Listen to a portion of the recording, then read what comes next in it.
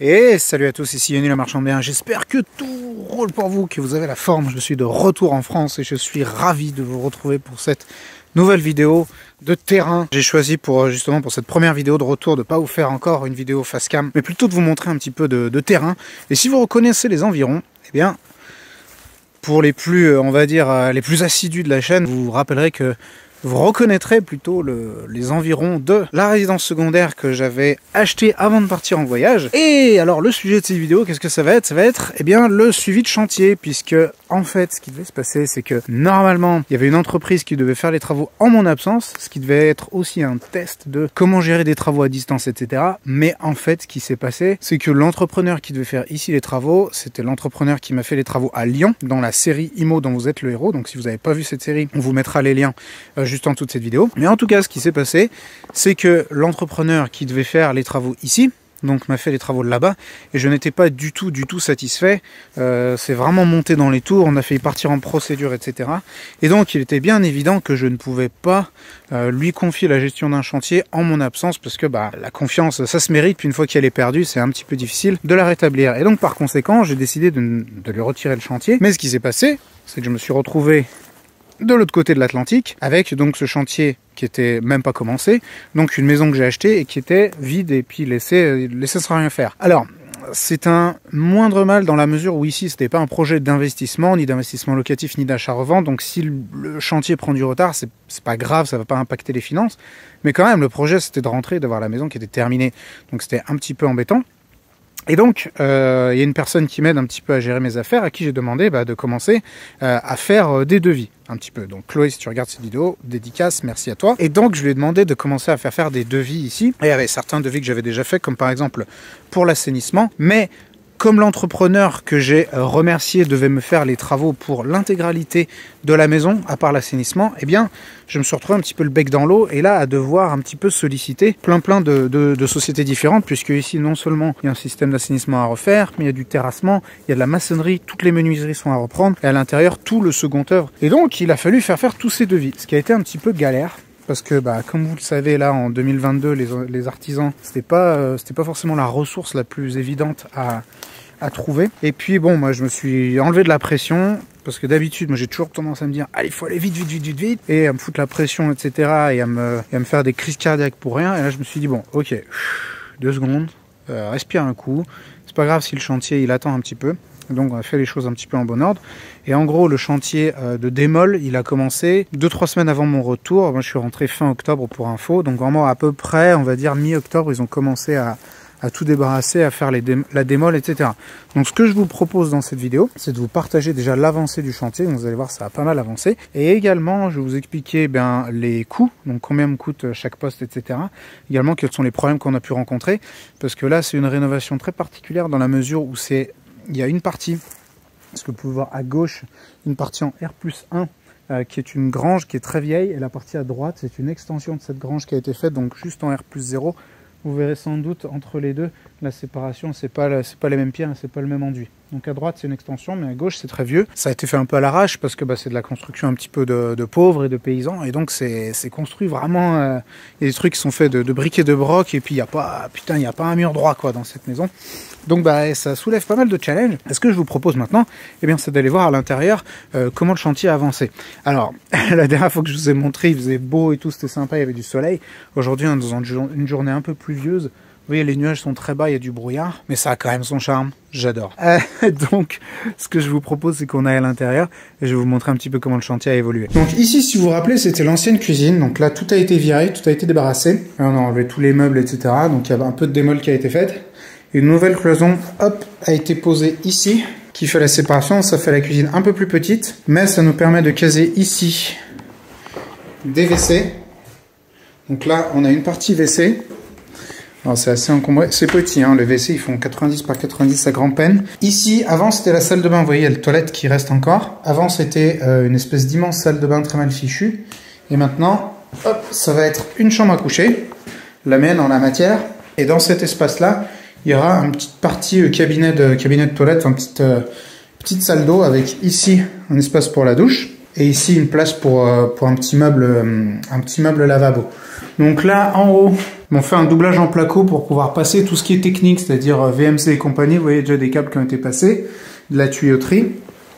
Et là, en bas, eh ben, on a les signes pour le maçon qui va bientôt passer, faire des carottages dans le mur pour pouvoir sortir les évacuations. Il n'y avait pas d'évacuation de ce côté-là, elles étaient de ce côté-là. C'était fait un petit peu n'importe comment. Tous les murs, là, ils vont être enduits. Ici, on a un challenge parce que les murs sont pas droits du tout. Allez, par exemple, ici, cet angle-là, bah, il n'est pas droit. Ce qui veut dire que ici, en fait, si on fait un angle droit pour mettre du placo, ici, on a quelques centimètres. Par contre, là-bas, on se retrouve genre avec 20 cm. Donc, on a pris le parti de mettre quand même du placo parce que ce sera beaucoup plus facile pour installer la cuisine. Perdre un petit peu de place ici. Mais ça va, c'est pas trop grave. En haut, on avait de la vieille laine de verre qui avait été posée. Vieille laine de verre. C'était de la laine de verre qui était dans un état correct, donc on l'a laissé. On a juste doublé encore avec de la laine de roche par-dessous, comme ça, histoire d'avoir une isolation à peu près correcte. Voilà, ici on a préparé vous voyez, il y a tout plein d'arrivées qui ont été préparées. Donc ici on la matière, c'est pour les radiateurs. Donc là c'est un vrai challenge parce que c'est pas des murs en placo, etc. Donc il fallait les passer d'une certaine façon, que ce soit pas trop dégueu. Donc là, pour l'instant, c'est dégueu, mais on va faire une finition par-dessus, un petit enduit. Et puis là devant, de toute façon, il va y avoir un radiateur. Alors dans le salon, c'est vraiment une autre histoire. C'est-à-dire que ici, donc voilà, ils nous ont fait des saignées pour mettre les trucs. Là aussi, ça va être enduit, etc. Pour l'instant, on n'a fait aucune finition. Au niveau du plancher ici, avant, il y avait un vieux plancher. Et ce plancher, on voyait qu'il était tout tordu.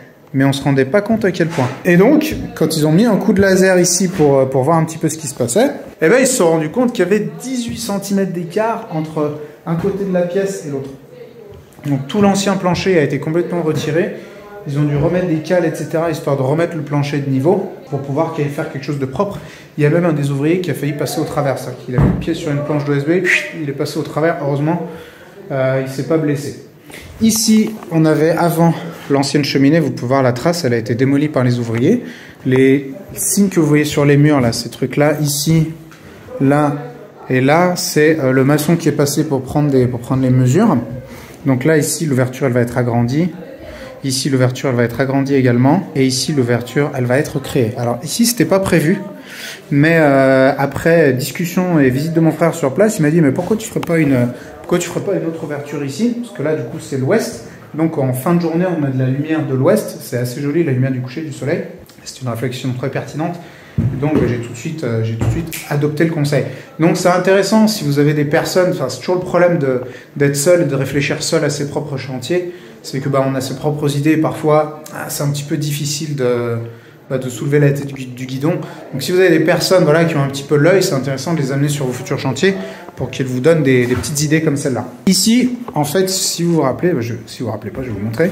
On donne sur les toits en fait du voisin. Donc on est à peu près à hauteur de personnes de taille moyenne, ce qui s'avère être mon cas. Et donc là, on va la faire relever vraiment assez haut, la fenêtre, ce qui va nous permettre, quand on regardera par la fenêtre, eh bien, de voir un petit peu le ciel et pas juste le toit du voisin. Ici, la poutre, on l'a fait sablée, donc vous voyez, elle est beaucoup plus claire. C'est quand même une poutre qui a un peu de gueule, hein. C'est un vrai tronc d'arbre. Elle a fait sablée donc pour récupérer un petit peu le cachet de cette poutre, c'est quand même assez chouette. Et ce mur-là, ainsi que ce mur-là, ils ont été sablés aussi, parce qu'il y avait beaucoup d'enduit résiduel, c'était assez dégueulasse. Et donc ils l'ont sablé, ce qui nous a un petit peu dégagé les pierres. Alors c'est pas oufissime, mais en fait le budget pour faire vraiment tout racler, rejointoyer les pierres était beaucoup trop élevé. Et comme ici, eh bien, le prix du mètre carré est pas très élevé, eh bien, on pouvait pas non plus craquer le slip au niveau des dépenses. C'est la raison pour laquelle il a fallu jongler entre essayer d'avoir quand même un aspect qui est sympa et respecter un petit peu le budget. Ici, donc vous voyez, il y a les attentes pour le radiateur et prise. Il y avait une rambarde toute pourrie qui tenait rien du tout. Elle a été remplacée par du placo, donc une cloison en placo qui nous permet de ramener ici un interrupteur. Et là-bas derrière, croyez-moi sous parole, derrière ces plaques, eh ben, il y a une arrivée pour un radiateur. Et là, à cet endroit-là, eh ben, on va faire poser un poêle à bois. Donc là, on va faire renforcer le sol au niveau, renforcer l'OSB en dessous pour qu'il puisse bien soutenir le truc. Et hop, il y a un poêle à bois qui partira au-dessus. Donc je vais vous amener maintenant au rez-de-chaussée. Déjà, une question s'est posée ici au niveau de l'escalier. En fait, ce qui se passait, c'est que ici, entre la dernière marche et le haut du plancher, comme on avait rehaussé le plancher, oui, on voit les rehausses en dessous. Et il y avait une marche qui faisait genre 35 cm, ce qui était un petit peu compliqué. Ils l'ont repoussé, ils l'ont décalé comme ça, et ils ont rajouté en fait une marche, ce qui permet d'avoir une hauteur ici à peu près convenable. Ici, il va y avoir un placard, et vous voyez, ils ont déjà passé toutes les gaines, et c'est ici qu'il va y avoir le tableau électrique. Alors vous allez avoir du mal à reconnaître parce que ça a bien avancé. Là, on a une première chambre. On avait ici avant la cheminée qui a été complètement démolie par les ouvriers. La cloison de séparation qui a été préparée pour les chambres. Donc ici, pour rappel, ce qui va être fait, c'est que ça va être muré par le maçon et qu'ici, on va avoir donc une petite fenêtre et de l'autre côté de la cloison, une autre petite fenêtre. Donc ici, on aura chambre numéro 1 et de l'autre côté, ici, on aura chambre numéro 2. Vous voyez, hop, on est de l'autre côté de la cloison. Et là, donc, on a bien notre sortie sur le jardin. Là, sous l'escalier, ce qui a été fait, il y avait plusieurs sujets qui se posaient. C'était où mettre le cumulus déjà. Donc là, en fait, le cumulus, il va être posé ici sous l'escalier. Là, sous l'escalier. Et une autre question qui se posait au niveau des escaliers, c'est qu'il y avait un jour en fait entre les marches. Et c'était moche, surtout que dessous, là maintenant, il va y avoir un cumulus, enfin des parties un petit peu techniques. C'était pas ouf, donc là, ils ont posé un OSB noir, donc on va voir où on va finir de le peindre pour faire une finition un peu propre. Ou enfin, on verra ce qu'on va faire, mais en tout cas, voilà, ça fait propre. Ils m'ont laissé des petits cailloux si je veux faire des choses avec. Et là, on a Damian qui est en train de faire l'enduit, et que je vais pas déranger trop, mais là, ce sera la salle de bain. Avec ici à droite la partie pour le lavabo. Là, on va poser un sèche-serviette. Vous voyez l'arrivée ici. Ici, il va y avoir une petite baignoire. Une petite baignoire là. Et ici, on aura un WC. Alors, quelles sont les problématiques qu'on a rencontrées sur le chantier? Enfin, qu'on a rencontrées pour l'instant, parce qu'on va en avoir d'autres. Mais déjà, c'est le problème de disponibilité de certains ouvriers, enfin certains corps d'État. Et je pense notamment aux menuisiers, ça a été compliqué. Trouver un maçon qui fasse un devis à peu près correct, c'était compliqué aussi. Surtout que là, moi j'étais un petit peu coincé, enfin je voulais que ça avance quand même un petit peu vite. Et donc, si vous faites des travaux, vous le savez sans doute déjà, puis si vous le faites pas, je vais vous raconter qu'en général, quand vous êtes coincé, soit vous attendez, soit vous passez à la caisse. Et c'est un petit peu, si vous voulez que ça aille un petit peu vite. Et là, c'est le choix que j'ai fait parce que comme le maçon, il conditionnait pas mal la suite du chantier, j'ai pris un maçon qui était un petit peu cher, qui était aussi un petit peu pas agréable, mais tant pis. On fait avec, on bosse pas toujours avec les personnes avec lesquelles on pourrait être potes et aller boire une bière, mais tant pis. J'espère maintenant que le travail sera au moins propre. J'ai aussi des artisans sur certains postes qui sont pas super réactifs et je pense notamment au gars qui doit nous faire le système de phytoépuration. Donc lui, compliqué de l'avoir au téléphone, compliqué de répondre à un mail. Depuis le début, il faut le relancer 10 fois pour qu'il réponde. Mais le fait est que lui, il est le seul à proposer cette prestation sur le secteur. Donc là, si on veut faire ça, on n'a pas trop le choix. Je pense que je ferai une vidéo au sujet du système de phytoépuration quand il sera installé, parce que je pense que ça peut en intéresser un bon nombre. Je veux parler un petit peu des chiffres. Donc, je commence par la phyto, puisqu'on est dessus. Phytoépuration, le système au total, il va coûter 14 000 €. Alors, c'est très cher, et c'est beaucoup plus cher que ce qui était prévu. Mais en fait, ce dont on s'est rendu compte, c'est que là où on devait placer le système gravitaire, donc avec le bac de décantation et d'infiltration, c'était en bas, là, juste en bas vers la salle de bain du rez-de-chaussée. Et en fait, il s'avère que le sol est très rocheux là. Et donc, on ne peut pas infiltrer ici. Et là, l'installation de phytoépuration, on va devoir la mettre au final là-bas, tout au fond. Donc, on va la mettre au fond là-bas, mais ce qui veut dire qu'en fait, on va avoir l'évacuation de notre salle de bain qui est ici, qui est tout en bas. Et donc, il va falloir prévoir une pompe de relevage qui va ramener tout le bazin jusque là-bas. Et puis bien sûr au niveau de la longueur de tranchée, etc., forcément c'est pas la même chose. Donc là déjà, bim, on s'est pris à 5000, à peu près 4-5 000 de plus-value dans la face par rapport à ce qui était prévu, sans compter l'augmentation qu'il y a eu entre le premier devis que j'avais reçu et le deuxième devis, avec tous les artisans qui se sont dit « Oh, il y a l'inflation, on va se sucrer, on va prendre 25% de plus sur les devis. » Donc voilà pour ça. Sur la partie maçonnerie, j'en ai à peu près pour 2500 € hors taxe pour chaque ouverture, hors menuiserie bien sûr. Donc à peu près 2500 € hors taxe par ouverture, ce qui est un peu cher, mais globalement plus ou moins dans les prix parce que ce sont des murs en pierre, donc c'est pas évident non plus. Il y a des carottages aussi à faire dans les murs et il y a de l'enduit à reprendre. Donc au total, j'ai un billet de maçonnerie d'à peu près 10 000 €, pour information. Ensuite, au niveau des menuiseries, donc toutes les fenêtres hors volet, donc ici je posais du bois, je posais du mélèze, ce qui est quand même c'est un intermédiaire entre le pin qui est quand même fragile et le chêne qui est absolument hors de prix. Et donc là, pour toutes les fenêtres, toutes les portes, j'en ai pour à peu près un peu moins de 10 000 € TTC. Ça, c'est pas très cher. C'est un mec du coin qui fabrique les fenêtres lui-même. En plus, il est assez réactif, donc c'est pas mal. C'est plutôt bien.